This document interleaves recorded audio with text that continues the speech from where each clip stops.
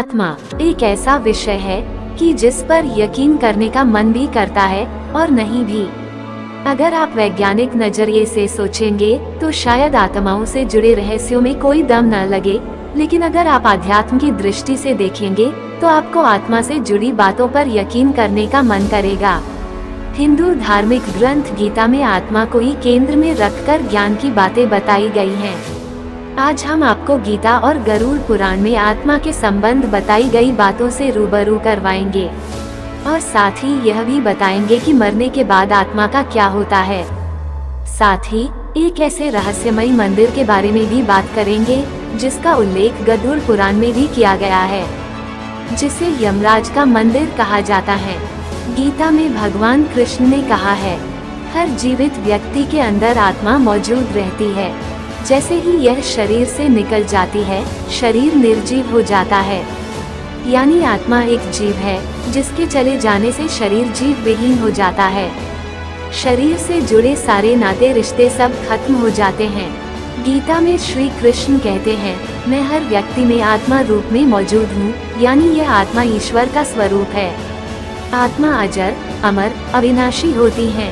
गीता में श्री कृष्ण ने आत्मा को अमर और अविनाशी बताया है, जिसे न शस्त्र कट सकता है, पानी इसे गला नहीं सकता, अग्नि इसे जला नहीं सकती, वायु इसे सोख नहीं सकती। ये तो ऐसा जीव है जो व्यक्ति के कर्मफल के अनुसार एक शरीर से दूसरे शरीर में भटकता रहता है। दरअसल आत्मा एक ऐसा रहस्य है जिसका रहस्य जितना सुलझाया गया है, यह उतना ही उलझता गया है। फिर भी इसे जानने का रोमांच मन में बना ही रहता है। इसलिए यहाँ हम आपको आत्मा के कुछ ऐसे रहस्यों को बता रहे हैं जिसे जानकर आप यकीनन हैरान रह जाएंगे। आत्मा का आकार। कठोपनिषद एवं गरुड़ पुराण में बताया गया है कि आत्मा अंगूठे के आकार की होती है। गरुड़ पुराण में तो इस अंगूठे के आकार की जीवात्मा को ही कर्मफल को भोगने वाला बताया गया है।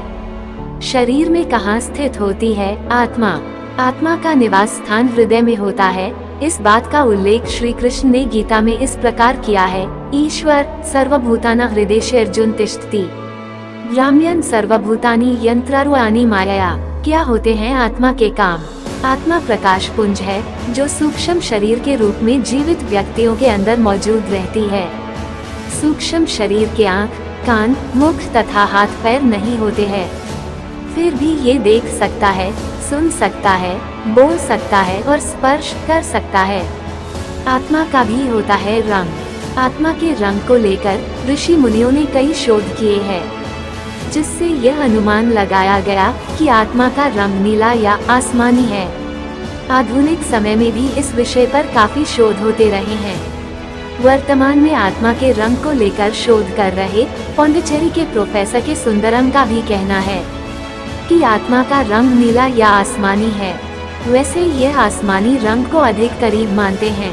कर्मफल भोगने के लिए शरीर, मृत्यु के समय आत्मा अपने कर्मों को समेटकर अपनी अधूरी इच्छाओं को पूरी करने के लिए अन्य शरीर की खोज में चल देती है और कर्मों के अनुसार ही आत्मा को नया शरीर कर्मफल भोगने के लिए प्राप्त हो जाता है। कहाँ होता है आत्मा का हिसाब किताब? हिमाचल प्रदेश के चंबा जिले में एक मंदिर है जहां आत्माओं का लेखा जोखा रखा जाता है। ये यमराज का मंदिर है। यमराज के इस मंदिर की स्थापना कब और कैसे हुई, इस बारे में कहीं कोई जानकारी नहीं मिलती। मंदिर के जीर्णोद्धार के बारे में कहा जाता है कि चंबा रियासत के राजा ने 6वीं शताब्दी में ये कार्य करवाया था। हालांकि जिक्र पूरे मंदिर के बजाय केवल मंदिर की सीढ़ियों के जीर्णोद्धार का ही मिलता है। चित्रगुप्त करते हैं कर्मों का हिसाब किताब। यमराज के इस मंदिर में आत्मा के कर्मों का पूरा लेखा जोखा चित्रगुप्त करते हैं। मंदिर परिसर में एक खाली कमरा है। मान्यता है कि यही चित्रगुप्त का कमरा है जहां पर वो मृत व्यक्ति की आत्माओं का हिसाब किताब करते हैं। इसके बाद दूत आत्मा को यमराज के कक्ष में लेकर जाते हैं।